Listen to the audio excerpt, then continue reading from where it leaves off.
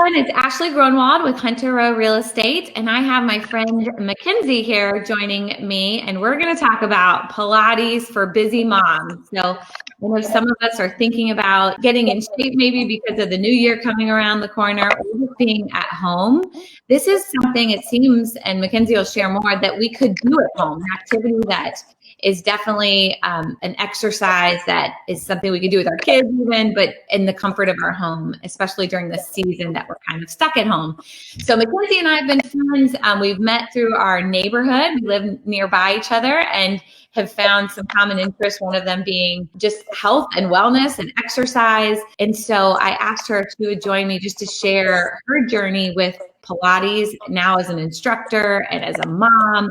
And so thank you for joining me today, Mackenzie. Yeah. Hey, thanks for having me. Do you want to tell us any more about you? Yeah. So like you say, Ashley, I live down the street from you, and we've been out here for about 4 years and love being in nature. We're big outdoors and exercise people, and we love to get outside. So we try and do that as much as possible. And as you know, our neighborhood allows us to do that.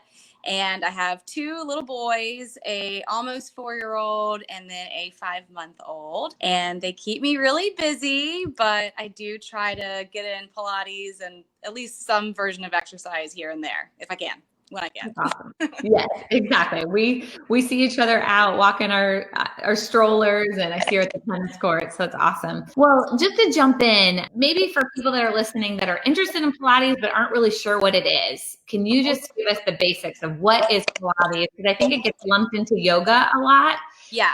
So how is it different and what is it specifically? Yeah, it's interesting that yoga and Pilates are grouped together very often because they're really different exercises, and I explore both. So I can tell you, from a Pilates perspective, what it is, and then I can kind of tell you the difference between it and yoga, because I think that that's a important distinction to make for someone looking to add Pilates or yoga as a complement to their exercise program that maybe they already have, or if they're just starting an exercise in general. So Pilates was started back in the early 1900s by Joseph Pilates, and it was called Contrology, which is spelled controlology. So then it was named Pilates later after him, but he started it as Contrology, and it's really a great term. And I kind of wish we still called it that, because it really explains where he came from in his heart, which is about being in complete control of your body during exercise, especially, but also just throughout your daily life, like just regularly walking down the street or running groceries or whatever you're doing, walking around, how important that is to be mindful and in control of your body. So it comes from a place of understanding your body, and we all are different. Every body is different, and we all have imbalances and alignment issues and things like that. And this comes from a place of wanting to maybe change them or even just embrace them and understand how to live our life in the most flexible and agile and strong way that we can, dealing with our own bodies. So Pilates is about your connection to your core, your mind-body connection and movement, with that being in mind. So from that perspective, it's very similar to yoga because of the connection and wanting to stay really focused while you're in that place. But a lot of yoga is about being still and kind of embracing that stillness. And Pilates is more about movement. So over time, it has become kind of lumped together because I think it is appealing to people who like yoga. They also like Pilates. So maybe that's why. And it's also great for dancers. It's all about elongation. And I know that yoga is a great complement to dance as well, just to keep your body really mobile and flexible. And so Pilates kind of reaches out to the same people. But other than that, I don't really see the connection. But yeah, that's the difference. And so you've talked about a couple of things, but the benefits of Pilates: flexibility, elongating your spine, helping dancers stay mobile and agile. What are some other benefits that you've seen? Yeah, I mean, it's not just for dancers to stay agile. I mean, we all, especially as we get older and especially as we're moms, I think, we kind of start to put ourselves towards the end. And so I think for me, especially getting tight and feeling like tension in your muscles, things like that, Pilates provides a kind of outlet for that, whether it's because you've been working out and your muscles are tight and you just haven't really been focusing on that mobility component, or maybe you just haven't made time for yourself at all, and doing nothing can make you just as tight as like a great workout. So definitely mobility is one, core strength is one, and for sure spinal mobility especially is really important. Joseph Pilates always says you're only as young as your spine is flexible, and that's certainly true. You know, you walk around with a tight back, you're not going to be as able to, especially for kids, reach down and grab them or something like that. So especially as we get older, I think it's really important to pay attention to that mobility component. Definitely. And I was thinking, I feel like you and I are similar in the type A spectrum of like wanting to be active. I mean, I see you out there running and walking and playing tennis. If I had to guess between yoga and Pilates, if someone was like juggling, which one should I consider starting? I would think maybe Pilates would be a good start if you're like my personality and yours of like, I want to exercise and be moving. Yeah. And then maybe get into yoga because they see all the core benefit, the breathing benefit that yoga can offer as well. Would you agree? I would definitely agree. I mean, I think for the simple fact that you are moving in Pilates, and I think that you feel that burn a little bit more that we like to feel.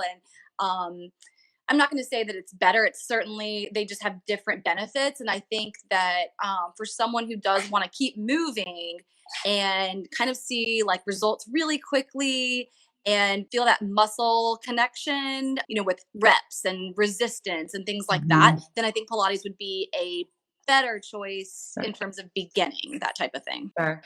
And then there are different types of Pilates. So explain some of those. I've had some experience with like a reformer, which I think you have in your in-home studio. So talk about the different types for someone who's thinking, I want to get into Pilates. Where do I start? And what are the differences? Well, two kind of parts to that question. I'm sitting on my reformer right now, actually. Cool. So yes, there is equipment Pilates and then there's mat Pilates. And certainly mat Pilates is more accessible and more affordable because there's no equipment purchase required, whether it's for the studio to buy it or, for you to take it and buy it in your own home. But because of our like wonderful virtual age, and especially how things have progressed during COVID, you can do Pilates at home. So there's a lot of sources out there on YouTube, and there's even apps and things like that have great Pilates exercises with a lot of information and alignment information for you to be able to safely do it at home. That being said, if you're comfortable going to a studio, ones that are open now, I highly recommend equipment Pilates with an instructor's eye on you in either a small group setting, which is typically like 3 to 5 reformers. And usually reformers are the most common piece of equipment that they're used, especially for groups. There's also things like a Cadillac and a chair, which I have and would show you, but it's currently also my Christmas wrapping room. So another time. But studios like a Pilates boutique studio will have all of that equipment. And I think that would be ideally in a perfect world where someone would start Pilates in a very safe way and then progress to mat. And that's actually how Joseph Pilates intended it. But, accessibility and affordability, I'm sure, they always come into play. So there's definitely some great mat classes out there. I think you teach at the Y, right? Yeah. I think that they have a mat program that's really good that I know a couple of instructors I've met over the last decade plus have taught at the Y, and they have a really good mat program. So that's one option if for someone that's seeking like an actual physical place to go. And that's what I was thinking too, just to get started. It might be a good idea just to start with like, if you are a member of a gym, to check out their Pilates class. Yeah. Start there, see how you like it. And then maybe if it becomes a passion, then look into those boutique style facilities, or the one-on-one training like you do with your clients could be an awesome option as well. Right. And it also depends on what you're looking for. Like you actually who are looking for, a great workout, maybe like a little bit mobility component and that kind of thing, keeping your spine flexible, and you have a great body awareness already, I think a mat class would be totally great. If you're maybe trying to rehab from an injury, or you're just getting into exercise in general, I would Mhm. steer a little bit away from a mat class, just to be honest, and look and seek out a studio. Just because of, even you'll see it in bar exercises, like in bar classes. If the Mhm. teacher's eye is not on you, there is definitely a risk of injury, especially with backs and things like that when you're trying to learn how to engage your core properly. So yeah, if you can find a Pilates studio, that would be great. And I have a couple recommendations for sure. Which ones would you recommend? Just share those while we're at it. Yeah, so Pulse Pilates is great. It's just down the road from us, anyway. Mhm. Over off of like Peachtree area. Pulse Pilates is awesome, and there's Evolve as well down at Cameron Village. I would choose those two in Okay. terms of a boutique Pilates studio. Awesome. And then where did your journey with Pilates come from? Like what got you into it? You're already active. So how did you add the Pilates piece and why and how has it overall benefited you? Yeah, I started about 13 years ago. Yeah, about 13 years ago, and just added it. A friend told me about it. I started Smart Body Pilates out here in North Raleigh, and she was like, just try it as a compliment to what you're already Mhm. doing. And I fell in love right away. I really loved the centering and the connection that it brought me, and it was just a really like a click moment that I just, as soon as I took it, I fell in love. And like I actually started it with a friend, and I mean, she took like 2 sessions and it just wasn't for her. Yeah. So that's also something. I mean, everybody has to find what works for them. Fell in love with it. That was 2007. Decided to become a teacher. And then I was in a car accident in 2012, a very severe car accident. And the doctors in the emergency room said, Pilates saved your life. Like your core saved your life. Because I had broken my neck and my back. And they were like, if you did not have this strong of a core, like we're not sure.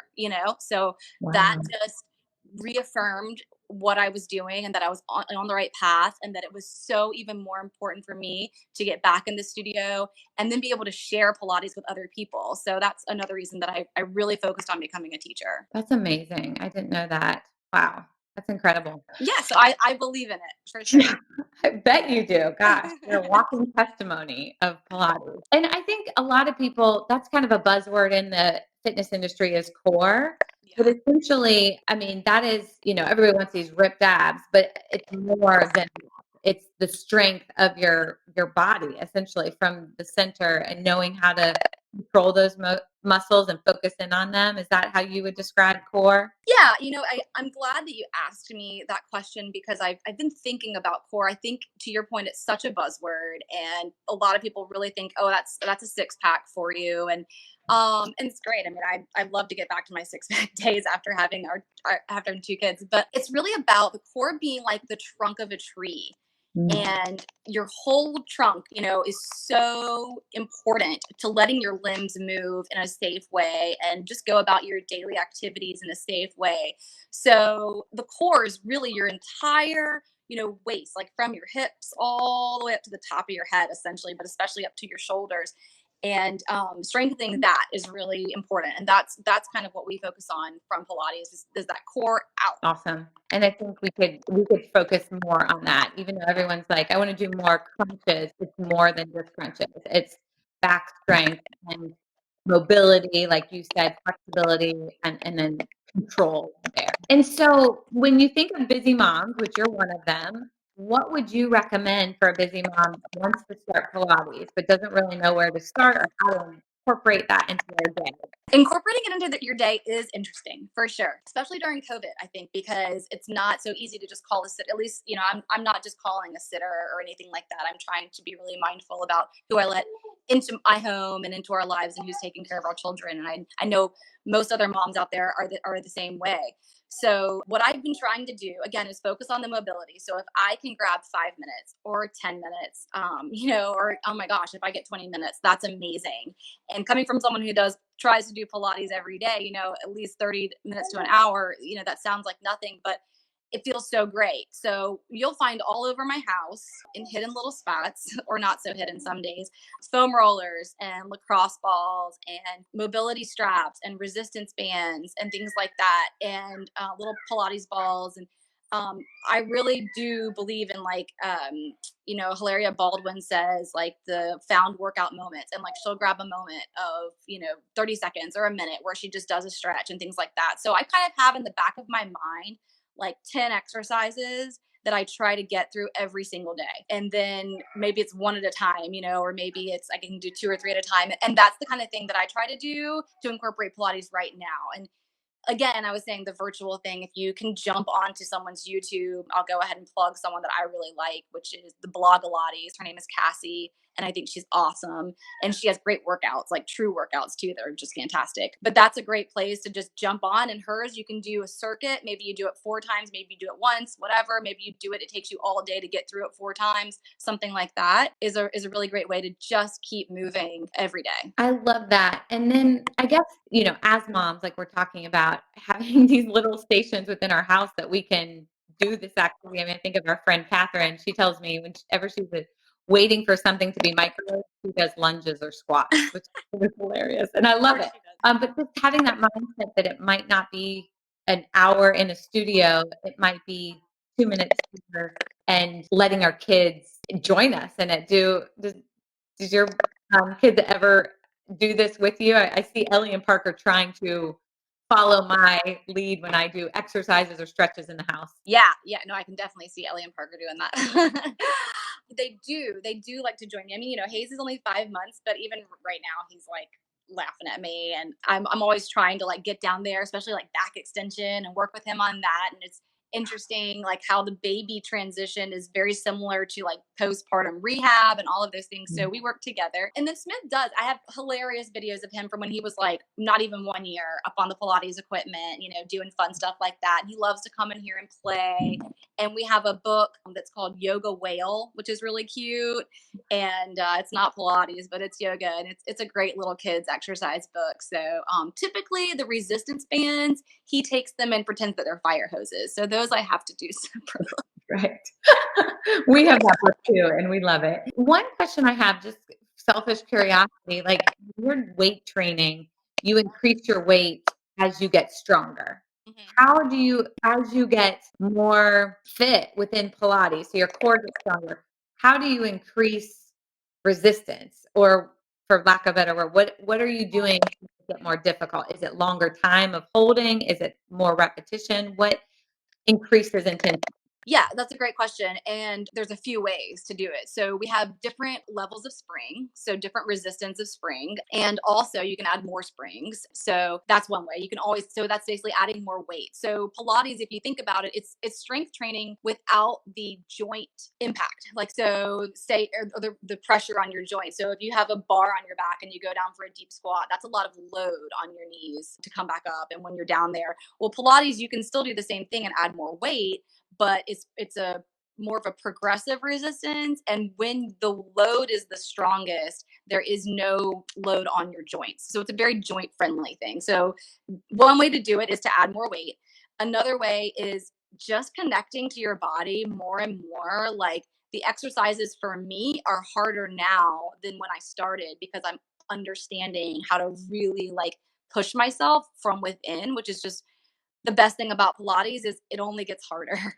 And then there's also there's exercises. There's, beginner and intermediate and advanced exercises, certainly. So a lot of that is just after a certain time, like Joseph Pilates would say, do not move on to the next exercise until you've mastered the one that you have right now, and then continue to remaster it, every single day. So the answer is you can add more strength, resistance with springs, you can make it harder on yourself, and then there's also more challenging exercises as you go.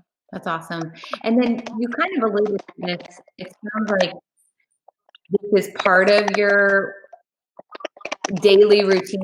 Are you doing cardio activity as well as Pilates each day? Yeah, for sure. I try to get in as much cardio as I can. I love cardio, but doesn't look the same as it did, pre-COVID and before I had the baby. But yeah, I mean, especially for people looking for weight loss, things like that. I mean, Pilates isn't going to be your weight loss. Like it's just not. You're gonna still have to keep in that walking at least. Walking is an excellent exercise. If you can walk every day, I think that that's awesome. But adding in cardio, like a run or a rower, I know you love spin bike, anything like that, heat workouts, whatever. Definitely, I do both for sure. And I love tennis, so. That's awesome. And then what would you say the difference between a gym class and a boutique style Pilates? You alluded to it a little bit. Yeah, I mean, I want to be careful in answering that question because I don't want to take away from gyms that teach Pilates. And certainly there's some gyms that have really excellent and well trained Pilates instructors. However, there is a difference in people who are trained in Pilates, like over, 500 hours is what I had to do versus like a quick weekend certification. So I would just say that be aware of who you're taking with. It's not so much the gym versus the boutique. I mean, every instructor is different, and every studio has great instructors and okay instructors at gyms and at studios. So one thing I would just recommend if you're going to take it in a gym would be to ask the background of the instructor just so you know what you're getting. Like, just so you know, maybe if you do have to make modifications or things like that, or have an injury or something that you want to be mindful about, that person is well trained in Pilates specifically to help you on your journey. That's the only thing I would maybe ask is like what kind of certification they have. So what you do is in-home Pilates, personal training type sessions. So if someone was interested in that, maybe because they were a little intimidated about going to a boutique or going to a box gym and going to a class, what does it look like to do personal, like training within the Pilates realm? What would they expect and how would they seek that out with you or with someone else? What's that look like? Yeah, I mean, the great thing about going into either someone's home or just a private in the studio is that it's a custom, routine for you every single day. I mean, every day someone that I'm training will come in and say, "Hey, here's what's going on in my body today," or "Hey, I haven't seen you in a week or in 2 days, and now my knee is bothering me from whatever it was, a run or something like that." So I go in, and most instructors who teach privates go in with a general plan based on the person that we're training. If it's someone that we've been training a while, or if it's a new person,